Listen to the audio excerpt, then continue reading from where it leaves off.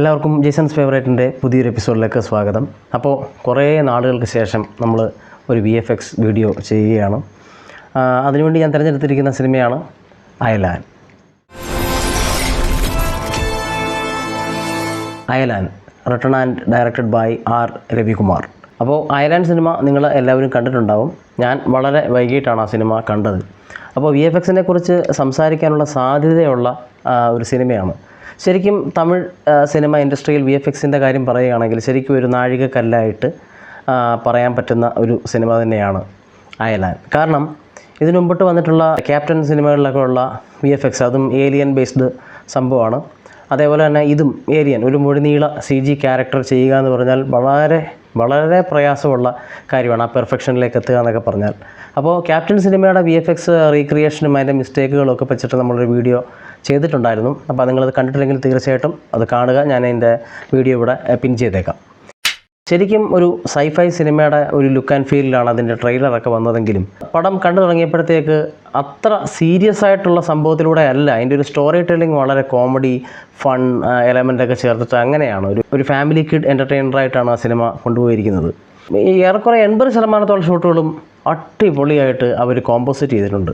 നമ്മൾ സ്ഥിരമായിട്ട് കാണുന്ന രീതിയിലുള്ള നമ്മൾ ആ ക്യാപ്റ്റൻ സിനിമയിലൊക്കെ ചെയ്തിട്ടുള്ള പോലുള്ള ഓവർ ഷാഡോസ് ഒന്നും ഇല്ലാതെ തന്നെ നല്ല സ്കിൻ മെറ്റീരിയൽസ്, പിന്നെ ആ സ്കിന്നാണെന്ന് തോന്നുന്ന രീതിയിലുള്ള ഡീറ്റെയിലിംഗ്, നമ്മുടെ ഹോബിറ്റിന് വേണ്ടി ഗോലത്തിനെ ചെയ്തേക്കുന്നത് പോലെ തന്നെ ആ സ്പെക്കുലാരിറ്റി അതെല്ലാം കൃത്യമായിട്ട് തന്നെ വന്നിട്ടുണ്ട്. ഫാൻറ്റം എഫക്ട്സ് ആണ് ഈ സിനിമയ്ക്ക് വേണ്ടിയിട്ട് VFXകൾ കൈകാര്യം ചെയ്തിരിക്കുന്നത്. മറ്റു ചെറിയ കമ്പനികളുണ്ടോ എന്ന് എനിക്കറിയില്ല. എന്നാലും പ്രധാനപ്പെട്ട ഈ ക്രീച്ചർ ഡിസൈനും കാര്യങ്ങളൊക്കെ ചെയ്തിരിക്കുന്നത് ഫാൻറ്റം എഫക്ട്സ് ആണ്. വളരെ ഗംഭീരമായിട്ടുള്ള ഒരു വർക്ക് തന്നെ അവർ ചെയ്തിട്ടുണ്ട്. അപ്പോൾ സിനിമയുടെ ആദ്യ ഭാഗത്ത് ഈ ശിവകാർത്തികേയനും സുഹൃത്തും കൂടെ കൃഷി ചെയ്യുന്ന ഒരു സൂര്യകാന്തി പാടമുണ്ട്. അവിടെ ക്രിക്കറ്റ്സ് ഈ വെട്ടിൽ വന്നിട്ട് ഇത് നശിപ്പിക്കുന്ന ഒരു സീനുണ്ട്. അപ്പോൾ ആ സീൻ ഒന്ന് കാണാം.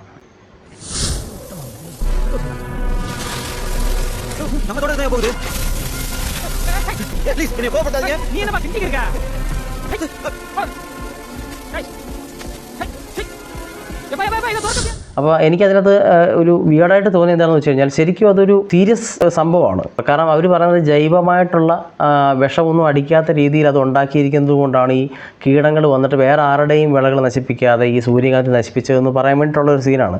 അപ്പോൾ ശരിക്കും അത് വിഷമം പിടിച്ച ഒരു സീനാണ്. ആക്ച്വലി ഗംഭീരമായിട്ട് തന്നെ ചെയ്തിട്ടുണ്ട്. അതിൻ്റെ ആ ക്രൗഡും അതിൻ്റെ ഡെപ്തും കാര്യങ്ങളും ഒക്കെ ഉണ്ട്. കുറേ അധികം സാധനങ്ങൾ ഉള്ളതുപോലെ നമുക്ക് ഫീൽ ചെയ്യുന്നുണ്ട്.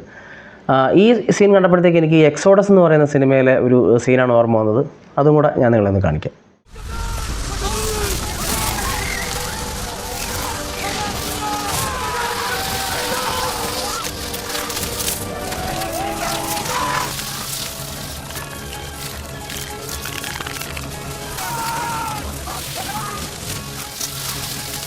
സംഗതി രണ്ടും ഒന്ന് തന്നെയാണ്. അപ്പോൾ ഒരിടത്ത് അതൊരു സീരിയസ് ഇഷ്യൂവും ഒരിടത്ത് അല്പം കോമഡി കലർന്ന സീരിയസ് ഇഷ്യൂ എന്ന രീതിയിലാണ് ആ വ്യത്യാസം എനിക്ക് അനുഭവപ്പെട്ടത്. പിന്നെ എന്താണ് പ്രശ്നമെന്ന് വെച്ച് കഴിഞ്ഞാൽ ഈ തമിഴ് ഫിലിമിൽ ഈ പറഞ്ഞതുപോലുള്ള എക്സ്ട്രാ ടെറസ്ട്രിയൽസ് സയൻസ് ഫിക്ഷനൊക്കെ ചെയ്യുന്ന സമയത്ത് ഇതിനകത്ത് റിയലിസത്തിൽ ഇങ്ങനെ പോയിക്കൊണ്ടിരിക്കുമ്പോഴത്തേക്ക് കോമഡിക്ക് വേണ്ടിയിട്ട് അവർ അതിഭാഗത്ത് നിറഞ്ഞ ഒരു സീൻ അവർ ആഡ് ചെയ്യും. ഇപ്പോൾ ഞാനീ പറഞ്ഞ പോലുള്ള ഈ സൂര്യകാന്തിയുടെ ഈ സീനിനകത്ത് ഈ വെട്ടിലുകൾ വന്നിത് മൊത്തം നശിപ്പിക്കുന്നത് ആ ഒരു സീരിയസ് ആയിട്ടുള്ള ഒരു സീനിനിടയ്ക്ക് വന്നിട്ട് ശിവകാർത്തികൻ ഇങ്ങനെ നോക്കുന്ന സമയത്ത് ഒരു വെട്ടിൽ വന്നിട്ട് അത് കഴിച്ചിട്ട് ഏമ്പക്കം വിടുന്നൊരു സീനുണ്ട്. സിമിലർ നമ്മുടെ എന്തിരൻ സിനിമയ്ക്കകത്ത് നമ്മൾ കണ്ടിട്ടില്ലേ, അത്രയും സീരിയസ് ആയിട്ട് കഥ ഇങ്ങനെ പറഞ്ഞു വന്നിട്ട് കൊതുകിനെ പിടിക്കാൻ പോയിട്ട് കൊതുകിനെ കൊണ്ടുവന്ന് കൊതുകിൻ്റെ ഭാഷയിൽ സംസാരിച്ച് ഐശ്വര്യ റായിയുടെ മുന്നിൽ കൊണ്ടുവച്ചിട്ട് മുട്ടുകുത്തി മാപ്പ് പറയിപ്പിക്കുന്ന ഒരു സീൻ നമ്മൾ കണ്ടിരുന്നു. എന്ന് പറഞ്ഞതുപോലെ ലോജിക്കില്ലാത്ത കുറച്ച് കോമഡി സംഭവങ്ങളൊക്കെ ഈ തമിഴ് ഫിലിമിൽ ഞാൻ അധികമായിട്ട് കണ്ടിട്ടുണ്ട്. അയലാൻ വിഷ്വലൈസ് ചെയ്തിരിക്കുന്നത് സ്ഥിരമായിട്ട് നമ്മുടെ വീഡിയോസിൽ സംസാരിച്ചിട്ടുള്ളതുപോലെ പെർഫോമൻസ് ക്യാപ്ചർ ഉപയോഗിച്ചിട്ട് തന്നെയാണ്. വളരെ എക്സ്പെൻസീവായിട്ടുള്ള ഒരു മോക്കപ്പ് സ്യൂട്ടാണ് അവരതിന് വേണ്ടി ഉപയോഗിച്ചിരിക്കുന്നത്. അതിന് വേണ്ടിയിട്ടൊരു ആക്ടറിനെ ഉപയോഗിച്ചിട്ട് ആ ആക്ടറിൻ്റെ മോഷൻസ് എടുത്തിട്ട് പിന്നെ കീ ഫ്രെയിം ആനിമേഷനും കൂടെ ചെയ്തതിന് ശേഷമാണ് അയലാൻ പൂർത്തിയാക്കിയിരിക്കുന്നത്. എനിക്കിതിനകത്ത് ഇഷ്ടപ്പെട്ടത് ചില ഭാഗത്തെയൊക്കെ മൈന്യൂട്ടായിട്ടുള്ള ചില എക്സ്പ്രഷൻസൊക്കെ നല്ല ഗംഭീരമായിട്ട് വന്നിട്ടുണ്ട്. എന്നാൽ ലിപ്പിങ്ങിൻ്റെ കാര്യത്തിൽ ചില തരത്തിലുള്ള എന്തോ ഒരു ആർട്ടിഫിഷ്യൽ ഫീല് നമുക്ക് പല ഭാഗത്തുമുണ്ട്. പഴയ സിനിമകൾ വെച്ച് നോക്കുമ്പോൾ വളരെ ഇമ്പ്രൂവ്ഡാണ്. എന്നിരുന്നാൽ തന്നെയും നമുക്ക് കാണുന്ന സമയത്ത് എന്തോ ഒരു ആർട്ടിഫിഷ്യൽ സ്വഭാവം എനിക്ക് തോന്നുന്ന റിങ്കിൾസ് ഇല്ലാത്തത് കൊണ്ടാണോ അതല്ലെങ്കിൽ ഈ ഫോർഹെഡിൻ്റെ ഭാഗം അധികം അനങ്ങാത്തത് കൊണ്ടാണോ ഒരു ആർട്ടിഫിഷ്യൽ ഫീലുണ്ട്. ഓക്കെ, എന്നാലും അത് വളരെ കൺവിൻസിങ് ആയ രീതിയിൽ നല്ലതായിട്ട് ഒരു കോമ്പോസിറ്റ് ചെയ്തിട്ടുണ്ട്, ലൈറ്റിനെ മാച്ച് ചെയ്തിട്ട് ഒക്കെ ചെയ്തിട്ടുണ്ട്. അപ്പോൾ അതിൽ മാച്ച് ആവാത്ത 2-3 ഷോട്ടുകൾ മാത്രം തിരഞ്ഞെടുത്തിട്ടാണ് നമ്മൾ വീഡിയോ റീക്രിയേറ്റ് ചെയ്യുന്നത്. ഫസ്റ്റ് ഷോട്ട്, ഇതിനകത്ത് ഈ ശിവകാർത്തികൻ സൈക്കിൾ ഓടിച്ചുകൊണ്ട് വന്നിട്ട് ഹൈഡ്രജൻ ബലൂൺ പറപ്പിച്ചുകൊണ്ടിരിക്കുകയാണ്. മറ്റു രണ്ടുപേരും അവരെ ഒന്ന് ഇടിച്ചിട്ട് ഹൈഡ്രജൻ ബലൂൺ പൊങ്ങിപ്പോകുന്നു. ആ പൊങ്ങിപ്പോകുന്ന ഹൈഡ്രജൻ ബലൂണിനെ പിടിച്ചു നിർത്താൻ വേണ്ടിയിട്ട് അവരതെ പിടിക്കുകയും ഞാന്ന് പോവുകയൊക്കെ ചെയ്യുന്നുണ്ട്. അപ്പോൾ ആ സീനിൽ കാണിച്ചിരിക്കുന്ന ഈ ഒരു ഷോട്ട്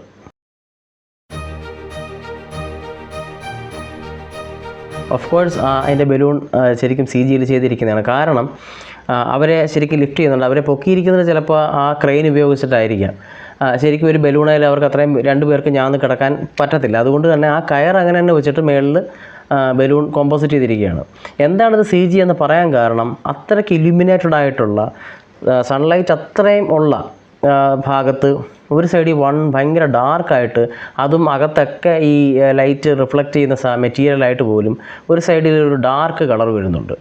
ഇത് നമുക്ക് എങ്ങനെ ഇതിൻ്റെ വ്യത്യാസം കണ്ടുപിടിക്കാമെന്ന് വെച്ച് കഴിഞ്ഞാൽ, ഇതിൻ്റെ പ്രീവിയസ് ഷോട്ടുകളിൽ ഒറിജിനൽ ബലൂൺ ഉപയോഗിച്ചുള്ള ഷോട്ടുകളുണ്ട്. നമുക്കതൊന്ന് കാണാം. കണ്ടോ, വളരെ സാച്ചുറേറ്റഡ് ആയിട്ടുള്ള ഗ്ലോസി ഉള്ള ആ എൻവയോൺമെൻറ്റൊക്കെ റിഫ്ലക്റ്റ് ചെയ്യുന്ന ഗ്ലോസിനെസ് ഉള്ള ഒരു മെറ്റീരിയലൊക്കെയാണ്. പക്ഷേ അത് ഈ ഷോട്ടിൽ വന്നപ്പോഴത്തേക്ക് കണ്ടില്ലേ, അത് വളരെ മാറ്റായിട്ട് തോന്നുന്നു. തന്നെ എല്ലാ ആവശ്യമില്ലാത്തൊരു ഡാർക്ക്നെസ് ഒക്കെ വന്നിട്ടുണ്ട്. അപ്പോൾ നമുക്കതൊന്ന് മാറ്റിയിട്ട് ഒന്ന് റീക്രിയേറ്റ് ചെയ്ത് നോക്കാം. ഇതിപ്പോൾ Element 3D വെച്ചിട്ട് വളരെ സിമ്പിളായിട്ടാണ് ഞാൻ ചെയ്യുന്നത്. ഇത് വളരെ ക്വാളിറ്റിയുള്ള ഫയലൊന്നുമല്ല, നമ്മുടെ ഈ ട്യൂട്ടോറിയൽ വീഡിയോ ചെയ്യാൻ വേണ്ടിയിട്ട് മാത്രം ഞാൻ എടുത്തിരിക്കുന്ന ഫയലാണ്.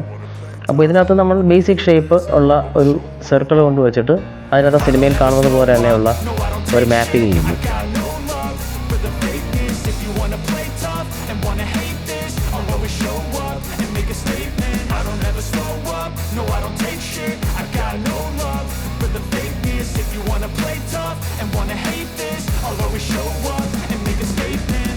I do, so instinctive and so passionate. Every word I move, so descriptive like an adjective. I got a vendetta against people who patented being negative when you should be getting after it. I got facts over tracks, this and that. Spitting slow, spitting fast, I could roast, I could gas. Think I'm okay at last, but I don't know if that can erase all the past. And the pettiness, a reflection of the emptiness. Hilarious, you think you're worth my time, you're delirious. Mysterious because ഇത് light adjustment ഒക്കെ ചെയ്തിട്ട് ആ സെറ്റിങ്സുകൾ tweak ചെയ്തിട്ട് നമ്മൾ ഇതിന് മുമ്പുള്ള ഷോട്ടുകളിലെ സാധനം നോക്കി ആ ഷോട്ട് നമുക്ക് നോക്കാം. കണ്ടില്ലേ, ഇതിൻ്റെ ഒരു കളറും ഇതിൻ്റെ ഒരു ലൈറ്റിങ്ങും ഇതിൻ്റെ ഒരു ഗ്ലോസിനെസ്സും ടെക്സ്ചറും ഒക്കെ നോക്കിയിട്ട് അത് റെപ്ലിക്കേറ്റ് ചെയ്യുന്ന രീതിയിൽ തന്നെ വേണം നമ്മളത് ചെയ്യാനായിട്ട്. മറ്റുള്ള എല്ലാ ഷോട്ടിലും ഒരു ഗംഭീരമായിട്ട് ചെയ്തിട്ടുണ്ട്. ഒരു പക്ഷേ എന്ത് കാരണം കൊണ്ടാണെന്ന് അറിയത്തില്ല ഈ ഒരു ഷോട്ട് ഇങ്ങനെയായി പോയത്. അപ്പോൾ നമുക്കത് ചെയ്ത് നോക്കാം. അപ്പോൾ ഇത് ടിപ്പാണ്, അതായത് CG ഉള്ള എലമെൻറ്റ് നമ്മൾ കാണിക്കുന്നുണ്ടെങ്കിൽ അതിൻ്റെ പപ്പറ്റോ അതല്ലെങ്കിൽ എന്തെങ്കിലും ഒരു റെഫറൻസ് സാധനം നമ്മൾ ആ സെയിം സ്പോട്ടിൽ തന്നെ വെച്ചിട്ടുണ്ടെങ്കിൽ അതിൻ്റെ ലൈറ്റിംഗ് കണ്ടീഷൻസ് നമ്മൾ കോപ്പി ചെയ്യാമെങ്കിൽ CG ഏതാണ് ഒറിജിനൽ ഏതാണെന്ന് തിരിച്ചറിയാൻ പറ്റാത്ത രീതിയിൽ നമുക്കതിനെ ബ്ലെൻഡ് ചെയ്യിക്കാൻ സാധിക്കും.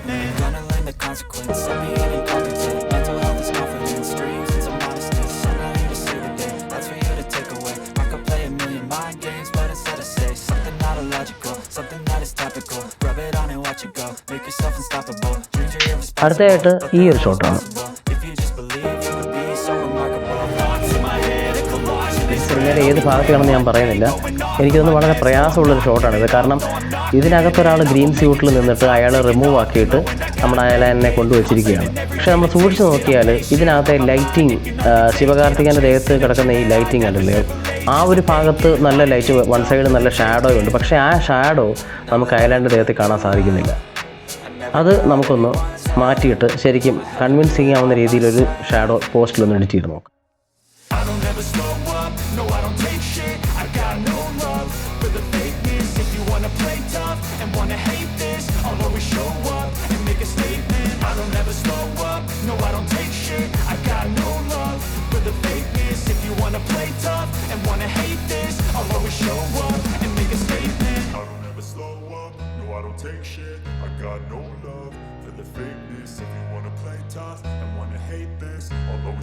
ഇങ്ങനെ ആ ഒരു സീനിൽ 2-3 ഷോട്ടുകളുണ്ട്. അതിലെ 2 ഷോട്ടാണ് ഞാൻ ഇപ്പോൾ ചെയ്തിരിക്കുന്നത്. അടുത്ത ഷോട്ട് കാണാം.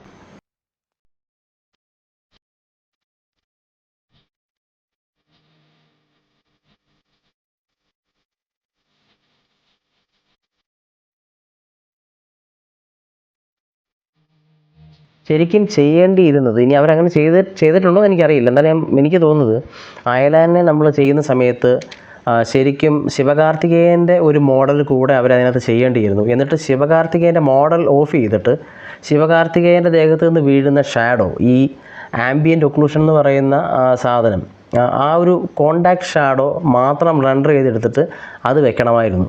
അത് വെച്ചിട്ടുണ്ടോ, അതിൻ്റെ അളവ് കുറഞ്ഞു പോയതാണോ എന്ന് എനിക്കറിയത്തില്ല. ശരിക്കും നമ്മൾ ഈ ഷാഡോ ആഡ് ചെയ്യുമ്പോഴത്തേക്ക് അവരുടെ തമ്മിലുള്ള കോണ്ടാക്റ്റിൻ്റെ ഒരു വ്യത്യാസം നമുക്ക് ഭയങ്കരമായിട്ട് മനസ്സിലാവും. ഈ ഭാഗത്ത് അയലാനെ തൊടുന്ന സമയത്തുണ്ടാകുന്ന ആ ഒരു സ്ലിപ്പിംഗ് ഫീല് ഉണ്ടാകുന്നത് മോക്കപ്പായിട്ട് അഭിനയിച്ച ആളുടെ കൈയുടെ കനത്തേക്കാൾ അയലാൻ്റെ കൈകൾക്ക് കനക്കുറവുള്ളത് കൊണ്ടാണ് അങ്ങനെ സംഭവിച്ചത്. ഇനിയിപ്പോൾ ഇതിൻ്റെ ആനിമേഷനെ കുറിച്ച് സംസാരിക്കാം. അതായത് ഞാൻ മുമ്പേ പറഞ്ഞതുപോലെ ഈ ലിപ്പ് മൂവ്മെൻറ്റ്സ് കൺവിൻസിങ് ആയിട്ട്, ചില മൈന്യൂട്ടായിട്ടുള്ള എക്സ്പ്രഷൻസ് ഉള്ള ചില ഷോട്ടുകളൊക്കെ അടിപൊളിയായിരുന്നു. അപ്പോൾ അതുപോലെ തന്നെ ഈ ലിപ്പിൻ്റെ കാര്യത്തിൽ എന്തുകൊണ്ടാണെന്ന് എനിക്കറിയത്തില്ല നമുക്ക് ആ ഒരു ആർട്ടിഫിഷ്യൽ ഫീല് തോന്നുന്നത്. അത് പറഞ്ഞപ്പോൾ അതിൻ്റെ ഒരു വ്യത്യാസം മനസ്സിലാക്കാൻ വേണ്ടിയിട്ട് 2010-11 ഇറങ്ങിയ പോൾ എന്ന് പറയുന്ന സിമിലർ കൈൻഡ് ഓഫ് ഒരു ഹോളിവുഡ് മൂവിയുണ്ട്.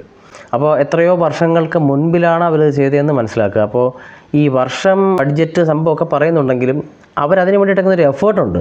അപ്പോൾ ആ പോൾ എന്ന് പറയുന്ന സിനിമയിലെ ആ ഏലിയൻ്റെ ഡയലോഗ് ഡെലിവറി നമുക്കൊന്ന് കണ്ടുനോക്കാം.